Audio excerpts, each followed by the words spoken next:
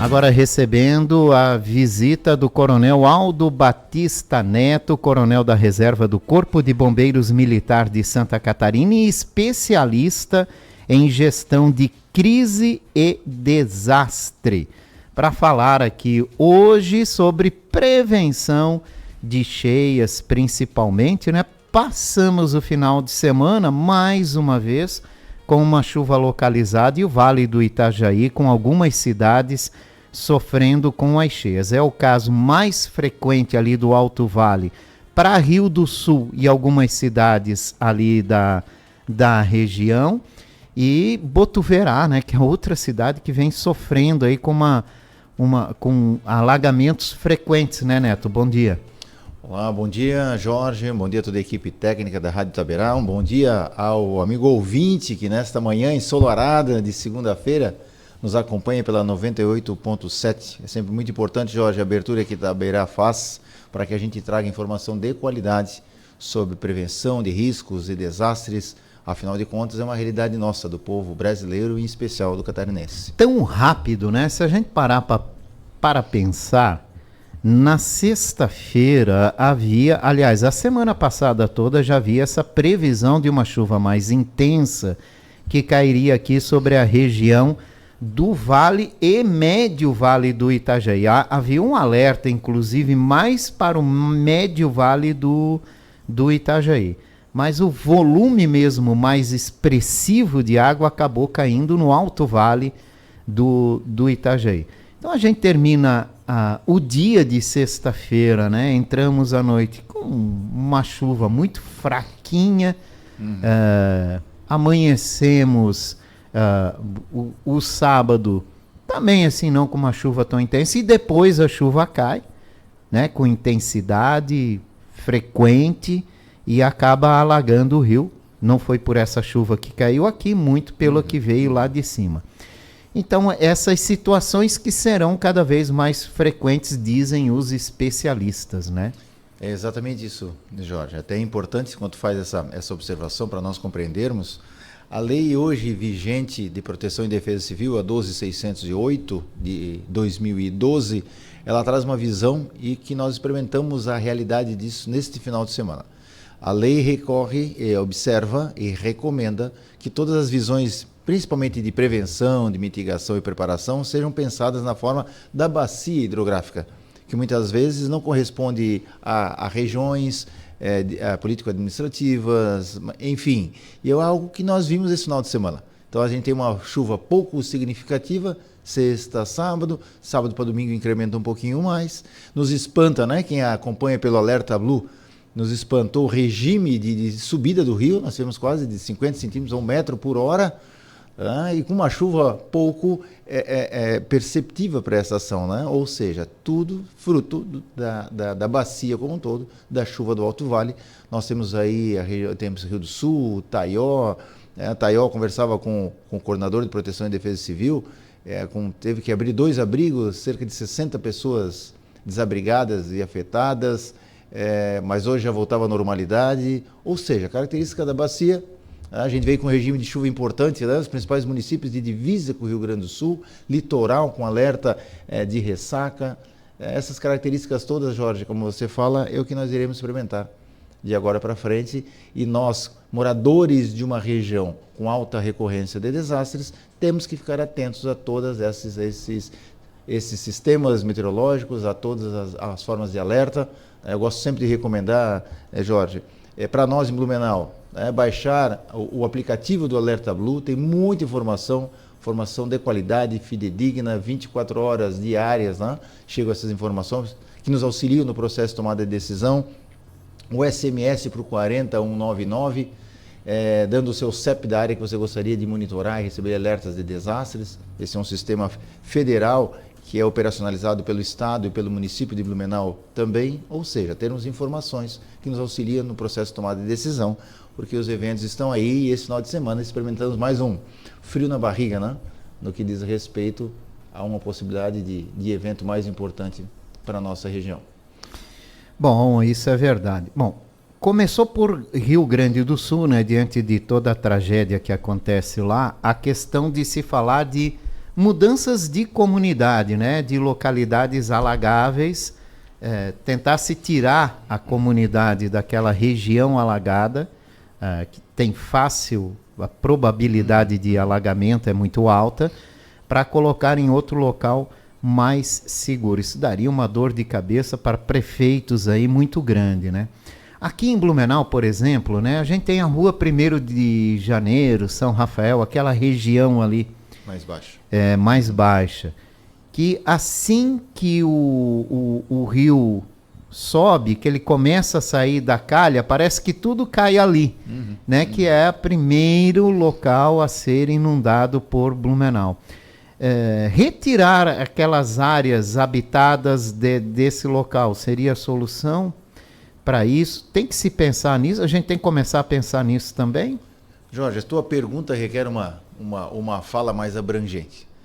A própria legislação de proteção e defesa civil, os trabalhos técnicos que são desenvolvidos por uma gama enorme de profissionais e especialistas, traz uma lógica para você operar. Quando você fala em tornar uma comunidade mais segura, você fala em ações que é o início do ciclo de proteção e defesa civil, que são as ações de prevenção e mitigação.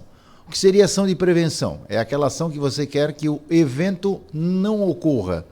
Então, tudo aquilo que são obras, tudo aquilo que é medidas de você alterar a legislação, complementar a legislação vigente, tanto ambiental como de uso e ocupação do solo, para que as pessoas não fiquem expostas, você está falando num quadro preventivo.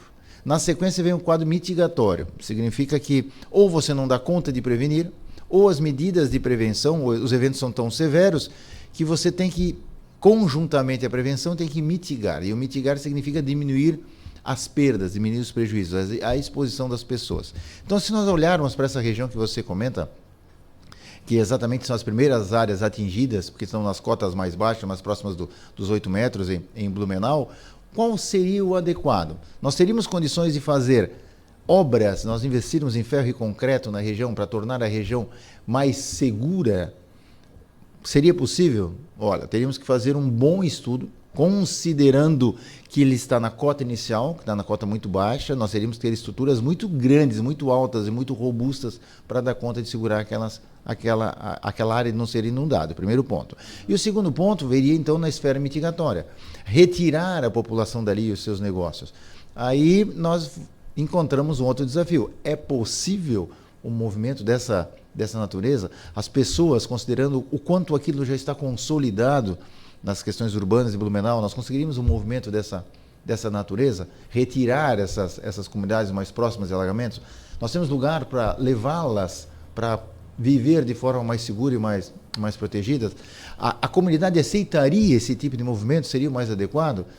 São muitas perguntas, né, verdade. Jorge? Por mais que a gente saiba da exposição e da alta recorrência, mas são muitas perguntas a serem respondidas e é realmente um assunto assim, ó, que é muito delicado, que caberia muitos estudos, a participação efetiva da população em compreender o seu nível de exposição e o quão difícil seriam algumas obras naquele local para tornar mais seguro. Por isso, uma coisa bacana de a gente sempre refletir, é que nós, o povo catarinense, em especial blumenauense, se identificou tanto com o japonês e a sua cultura de prevenção de desastres. Afinal de contas, né? Outras vezes eu já disse isso aqui, 93% do território japonês é área de risco. Então não tem morar afastado do perigo, tem conviver com o risco aceitável. Morar com o perigo, né? Então, é que se a gente observar, são essas áreas mais baixas, inicialmente, nas cotas mais iniciais de alagamento de Blumenau. Será que nós teríamos um movimento para conseguir tornar aquilo mais seguro?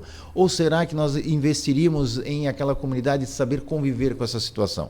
Acompanhar e receber alertas, se recolher para uma área mais segura, retoma a atividade posteriormente e as suas habitações?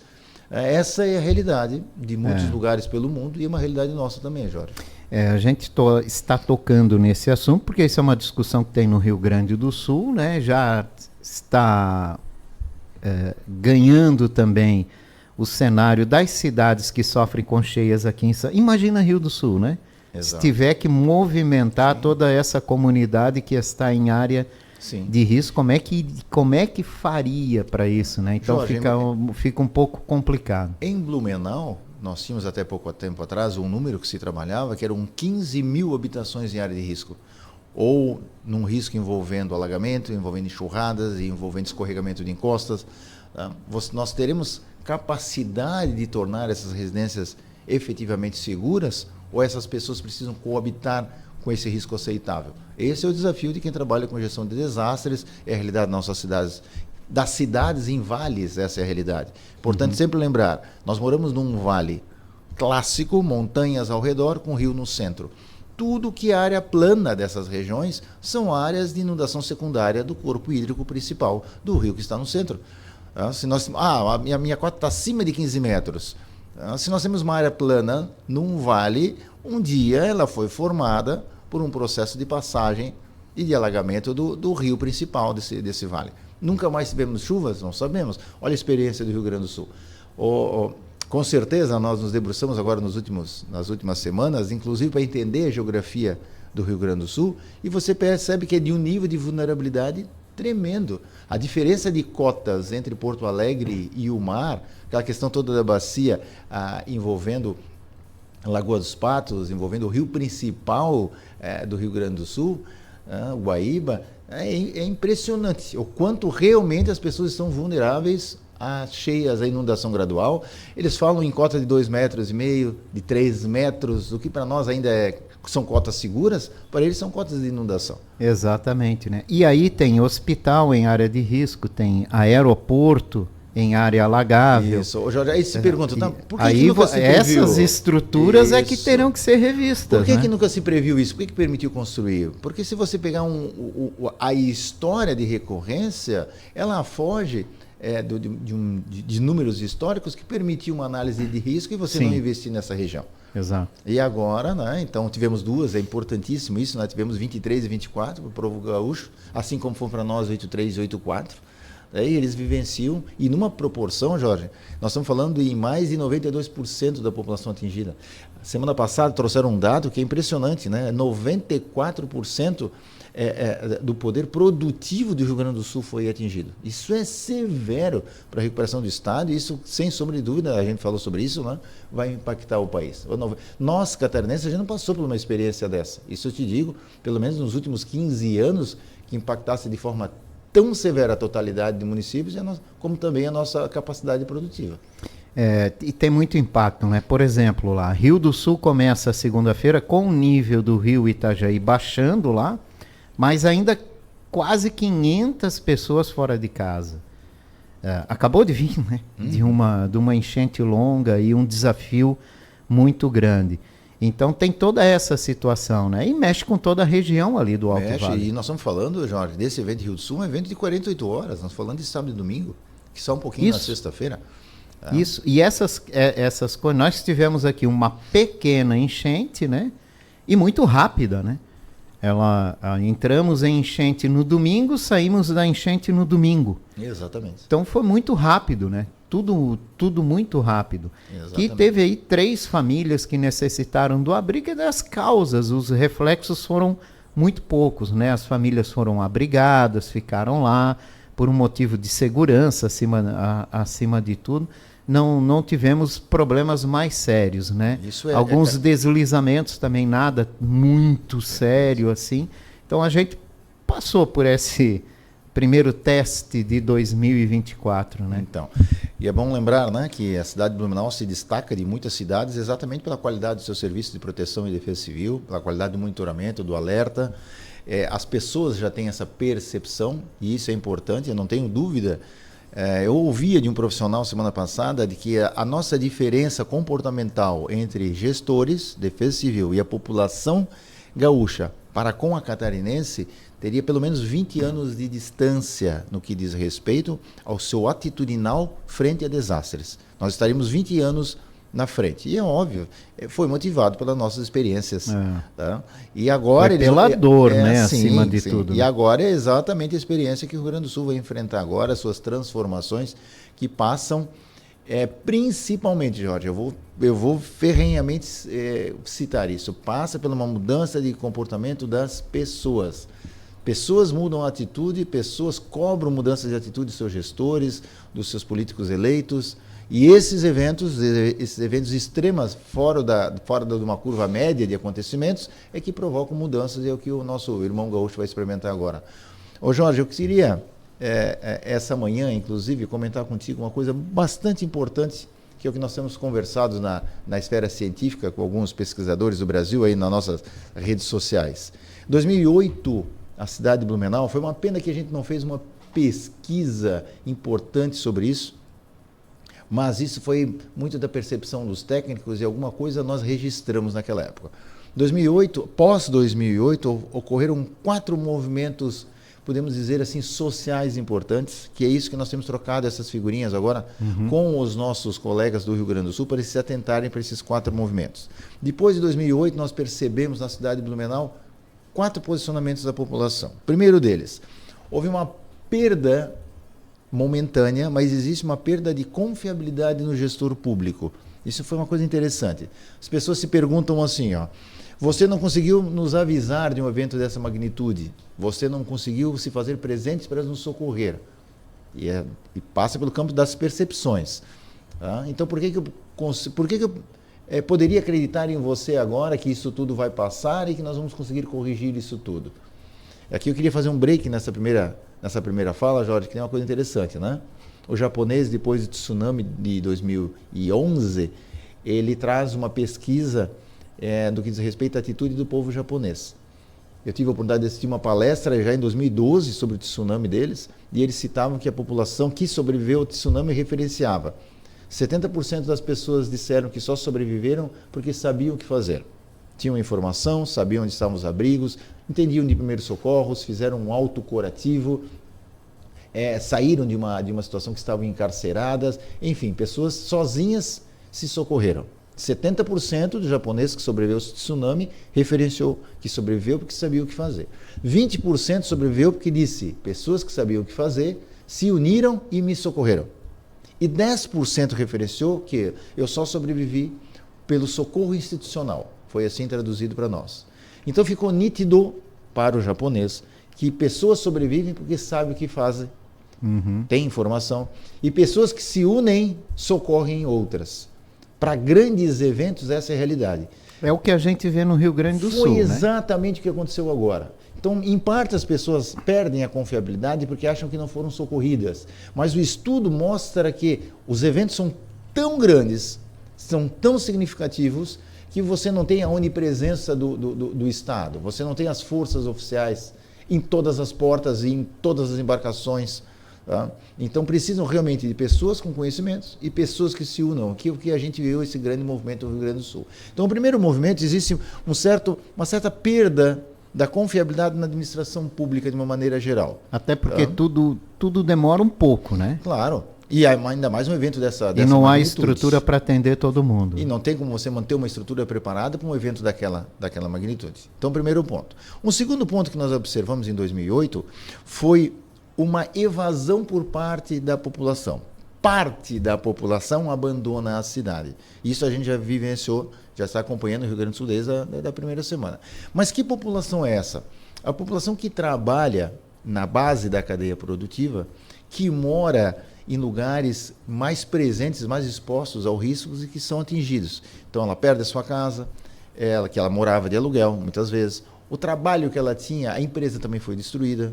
Então ela fica sem um referencial de acolhimento, sem um referencial de produção e de trabalho. E acaba voltando para a sua cidade de origem ou para outras cidades mais promissoras. Então você tem um esvaziamento de parte da população.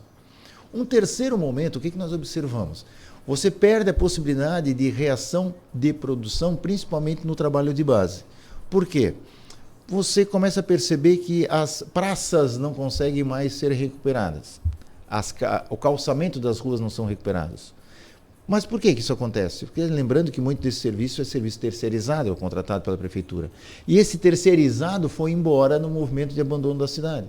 Então, assim, o auxiliar de padaria, o operador de empilhadeira, o auxiliar de eletricista, o maceteiro, o colocador de pedras e calçamento, essas pessoas abandonaram a cidade.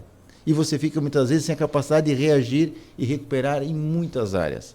Pela falta de mão de obra. Exato, e aí vem o quarto movimento, que fica nítido em até um ano depois, que é a volta de um novo prestador de serviço para a cidade, de um novo colaborador que vem ele e a sua família, porque afinal de contas a estação de trabalho se manteve, você tem as empresas com todos os aportes econômicos feitos se recuperando, você tem a posição de trabalho e não tem mais o operador. E agora chega um novo morador, que desconhece a nossa realidade, que reocupa a área de risco e você fecha novamente o ciclo de vulnerabilidade da sua cidade. Então, a perda de confiabilidade inicial no administrador, um esvaziamento da cidade por parte da população, você não consegue recuperar muito da infraestrutura porque falta mão de obra, e aí uma chegada de um novo colaborador, de uma nova mão de obra.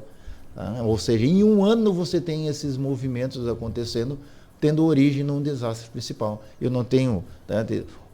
As pessoas que têm acompanhado isso não têm dúvida que o nosso estado vizinho do Rio Grande do Sul vai experimentar. E de uma forma muito mais forte isso, porque daí não são algumas cidades, é o estado como um todo, esses movimentos. É quase o estado todo. Então vai passar por esses movimentos aí o Rio Grande do Sul, né? Assim que a coisa começar a engrenar, acontece então esses movimentos. Acontece até porque, Jorge, tem muito recurso financeiro chegando, né? Na forma de empréstimos, liberação de FGTS, mas você tem muito recurso financeiro e você com isso você alimenta, né? Você possibilita a recuperação de um estado e isso vai acontecer. O Rio Grande do Sul tem um diferencial que sempre me chamou muita atenção, né? Que o cidadão de lá ama muito aquela terra lá. Né? Talvez seja o mais bairrista do país. Né? Ele ama muito, ele gosta muito, ele defende muito. Né? Tanto que as tradições gaúchas se mantêm por anos e gerações, né? Então, isso exatamente. Talvez isso faça aprender um pouco mais de pessoas lá. Pode, né? Assim, e sem sombra de dúvida, esse movimento voluntário todo que a gente viu, Jorge, tem essa peculiaridade dessa união, dessa defesa do povo do gaúcho em prol da sua terra, dos seus valores, da sua cultura. Isso fez um diferencial muito importante e muito significativo para essas ações todas que a gente viu e para a recuperação agora a gente também não tem dúvida. E um amor que vai aumentar ainda mais, né? Com certeza. Sem dúvida nenhuma vai aumentar ainda mais. Agora, pegando o gancho do que você falou ali pelo estudo do japonês, dizendo que o conhecimento das pessoas é maioria, né? Entre as pessoas que se salvam de desastres naturais, é conhecimento e ajuda, né? Exatamente. Dos próprios do entorno. A gente leva em consideração, então, que talvez a solução não seja simplesmente pegar uma comunidade que vive numa área alagada, tirar ela toda e jogar em outro lugar. E sim educar ela para aquilo, como é o caso que Blumenau faz aqui, né? Exato. Blumenau não tira ninguém de áreas, a não ser uma área de risco de deslizamento. Importante isso. Muito importante, né? Fora disso, educa, né? Vai para as escolas, tem vários programas que a Defesa Civil faz que são exemplos, né? De educação, de ensinamento, para, em casos de tragédia, saber como se virar, quais são as ações. Então, essa educação é fundamental. Isso já deveria ser aplicado de um modo geral, né? Jorge, mais uma vez eu vou citar o japonês. Eles chegaram também, após 2011... a uma conclusão muito interessante, que eles recomendam que o mesmo valor que você investe em ferro e concreto para tornar uma população, uma área mais segura com relação a desastres, o mesmo valor que você usou na construção da estrutura, você deveria usar para a preparação da população. Eles perceberam também que estruturas de concreto, obras realizadas, baixam a percepção do risco das pessoas, achando que agora aquela obra tornou ela completamente segura. E a gente sabe que não. Muitas vezes essas obras são feitas para um determinado nível de recorrência. Você pode ter pontos fora da curva que pode novamente afetar de desastres, né? Que possa novamente afetar aquela população. Então ela tem que estar preparada. E você cita, é fundamental. O conhecimento tem que estar nas pessoas. Aí nós temos Defesa Civil na escola, nós temos Defesa Civil da melhor idade, nós temos todos os grupos de serviço que vivem tocando nesses assuntos para os seus associados, clube de pais, clube de idosos, ou seja, manter sempre esse assunto em latência e manter sempre uma boa informação no que diz respeito a como eu me comporto. E é nítido isso, Jorge, numa situação interessante. Ó. Quando a gente fala em monitorar para dar alerta em desastres, a gente divide em 3 grandes áreas. As estratégias de monitoramento e construção de alertas, a difusão da informação e a reação das pessoas. Então, a reação das pessoas, que é algo que a gente chama da autoproteção, é que traz em voga todo esse conhecimento que a gente precisa ter. Do meu nível de exposição, da recorrência dos eventos, da sazonalidade, ou seja, nós estamos terminando o mês de maio, agora mais ou menos até setembro vai o período das inundações, das chuvas decorrentes de frente frias, chuvas mais duradouras, de inundação gradual, que é o que nós chamamos de enchente. Agora a gente está entrando para esse período. Então, conhecer a sazonalidade, conhecer as características do meu bairro, ter acesso a aplicativos, acesso à informação, ouvir, né, noticiários sempre a respeito desse assunto e saber o que eu preciso levar, para onde eu preciso ir, o que eu preciso ter de procedimentos. Esse é o conjunto que a gente encontra pessoas mais afeitas a essa percepção quando moram em cidades expostas a desastres, a esse que tipo é a nossa de realidade situação, de Blumenau. né? Rapidinho, o vereador Almir Vieira falou da necessidade de se construir um dique para a rua 1º de Janeiro ali, para evitar, é o primeiro local alagável. Você acabou de falar que o japonês tem um estudo que diz que uma construção em concreto gera mais a questão da percepção de segurança para o cidadão. Um dique lá na rua 1º de Janeiro, claro, seria maravilhoso, né? Até porque ajudaria bastante e poderia gerar essa percepção que você fala. Ali é o primeiro lugar a ser alagado. Essas obras também são necessárias, né? Esse é o papel do governo, né? Está evoluindo nesse sentido, né? De ver onde ele pode intervir e melhorar a situação daquelas localidades. Exato, exato. Lembrando que para nós, Jorge, em especial para Blumenau, o dique ele funciona exatamente para inundação gradual, né? Você, através de sistemas de polders e com portas, você fecha o ribeirão, o rio principal da comunidade, evitando que o rio entre do corpo hídrico principal maior, digamos assim, do Itajaí a sul, ele entre no ribeirão e encha o bairro. Você fecha com portas e com o sistema de bombas, joga a água que está chegando pelo ribeirão de volta para dentro do rio, por cima desse sistema. Portanto, lembrar que a 1º de Janeiro e adjacentes do bairro estão na cota muito inicial. A cota muito inicial, tem que se entender o tamanho da estrutura, por isso que você cita, né, de uma das funções do executivo é exatamente levantar fazer esses estudos de viabilidades, né? Se comportaria tecnicamente um sistema de comportas, e polders e bombas numa cota tão baixa. Se ela realmente for, seria efetiva. Não quero fazer um comparativo, mas olha o que aconteceu em Porto Alegre, sistemas de contenção do Rio Guaíba. Que não funcionaram. Que não deram conta, que vieram cotas superiores, que inundaram, as bombas precisaram ser desligadas porque inundaram casa de bombas, enfim, tudo aquilo que a gente acompanhou. Mas sem sombra de dúvida, caberia um estudo para ver se cotas tão baixas caberiam estratégias de contenção do tipo DICS. Mas é importante, como você falou, estar discutindo isso. Já vivemos nessa situação, então é frequente, então discutir e estar sempre avançando nesse sentido. O nível do rio Itajaí a Sul, às 11 horas da manhã aqui em Blumenau, 6 metros e 25 centímetros, segue baixando, né? Baixou 10 centímetros na última hora. Neto, obrigado pela tua participação. Mais uma vez, muito obrigado pela oportunidade de conversarmos sobre desastres. Lembrando que hoje, né, temos empresas em Blumenau, exemplo da Actio, Gestão de Risco de Desastres, é a que consegue conversar, né, com o empresário, com comerciantes, para que a gente monte estratégias para tornar os negócios cada vez mais seguros, né, na nossa cidade, em cidades com alta decorrência de desastres. Né? www.actiogrd.com.br. Não precisa sair do local, né? Não precisa ir embora, né? Basta compreender, entender e agir para se manter seguro. Se preparar para se manter seguro. Bem, isso aí mesmo. Aldo Batista Neto, coronel da Reserva do Corpo de Bombeiros Militar de Santa Catarina, especialista em gestão de crises e desastres, conversou com a gente.